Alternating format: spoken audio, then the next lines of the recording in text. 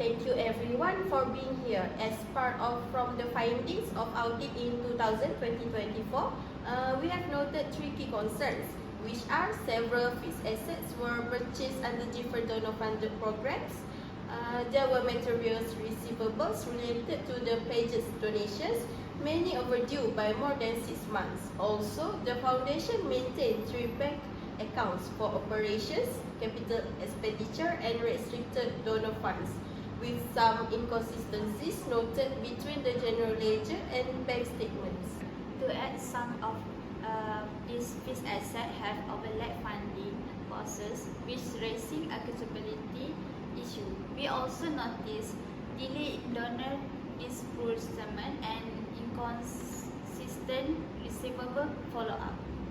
Yes, we know some donation pledge are still not paid. We have already sent email and letter to remind the donor, but since have not replied, we will keep following up and try better ways to handle this. For the fixed assets, we did follow what the donor asked, but we agree that the tagging our records can be clear. Some items do not show clearly which donor gave the money. We will improve our system to make it easier to track and more transparent.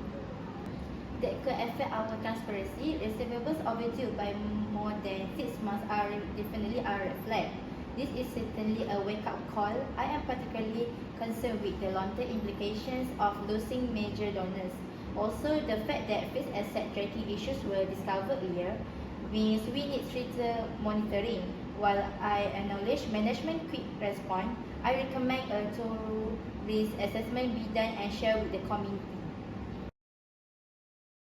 We have just received notice that one of our largest recurring donors, Yayasan Maju, will discontinue funding from 2025 onwards due to a shift in their CSR focus. That's 1.5 million gone, 30% of our annual funding. Oh, that's serious. If donor diversity is not expanded, our future operation could be in jeopardy. It is possible that this company is facing financial health problem in overseeing fundraising efforts. Ms. SYAHIRAH, can this company finance still be saved from any additional fund? And how is your site managing it? We were hoping the additional fund from 2024 could help. We have saved about 500,000, but that only covers 6 months of our 2025 budget. After June, we will begin facing cash flow pressure unless we secure new sources. This constitutes a going concern issue. It might impact our audit conclusion unless a concentrated mitigation plan is in place. This development need to be formally considered in your going concern assessment. Have you updated your cash flow projection to reflect these changes? Not yet.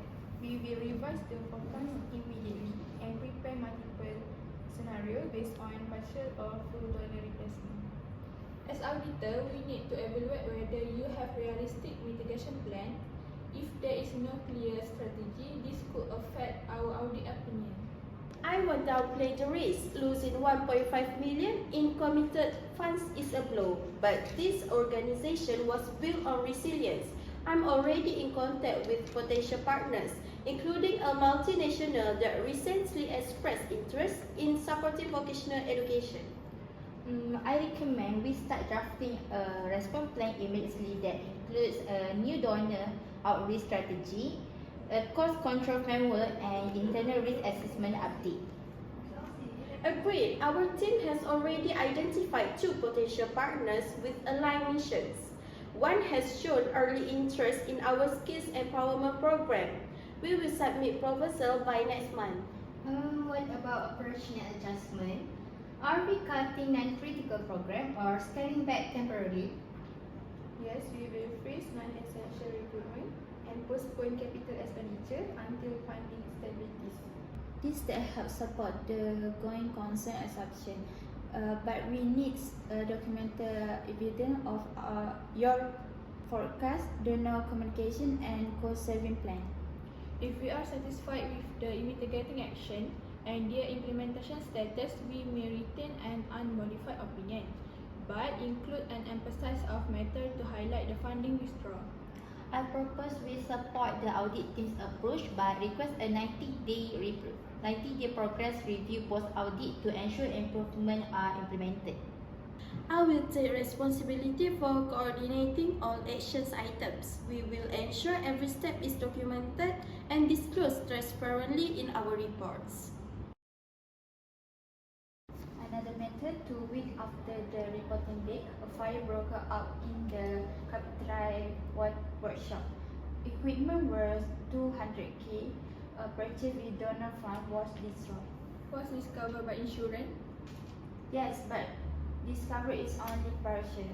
The loss could affect next year training schedule and donor confidence. This is a type 1 subsequent event. It happened after year end but provide evidence of condition that existed. It must be disclosed in the notes. Regarding the fire, I agree it's a non-adjusting but material event that must be disclosed in the notes. Transparency is crucial to maintain donor trust. We should also mention management mitigation plan and assess our insurance adequacy.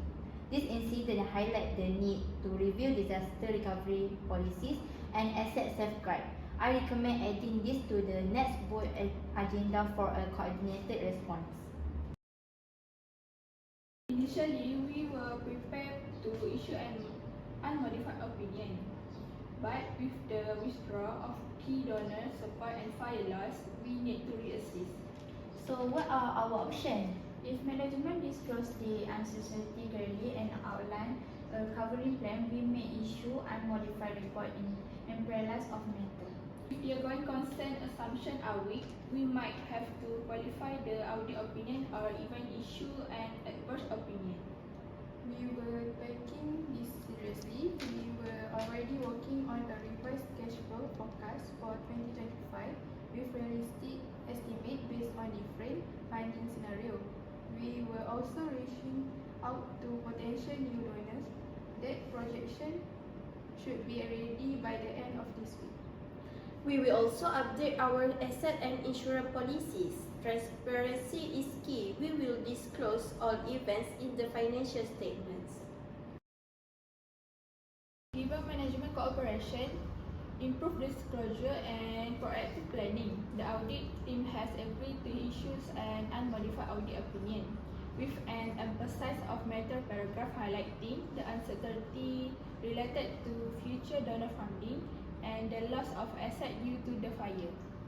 This approach maintains transparency while acknowledging that the financial statement as presented maintain fairly stated. That sounds reasonable and aligned with our responsibility to stakeholders. Supporting the issuance of an unmodified audit opinion with an emphasis of matters allow us to be honest about uncertainties while still affirming the integrity of the financial statements. Thank you for your explanation earlier, Ms. Dalili. We appreciate your trueness and clear communication. That's reassuring. With this step, I believe we can support the audit team proposed opinion. Thank you. We will ensure our disclosures reflect all discussed items and that contingency plans are included in the annual report. We serve to uplift, and even when funds fall short, our responsibility doesn't.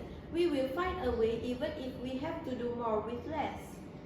Before we wrap up, I have one final question regarding risk management. In light of the fire incident and funding uncertainties, how confident are we that our current risk register and donor engagement monitoring framework are robust enough? Thank you, Ms. Fatin. That's a valid point. We have begun updating our risk matrix and are developing a revised donor risk assessment tool. We welcome the idea of a post-audit review and will present a proposal at the next board meeting. As for disclosures, we will ensure all discussed items are transparently covered in the annual report. We will follow up on the actions points discussed. If there are no further questions, we will end the meeting here. Thank you.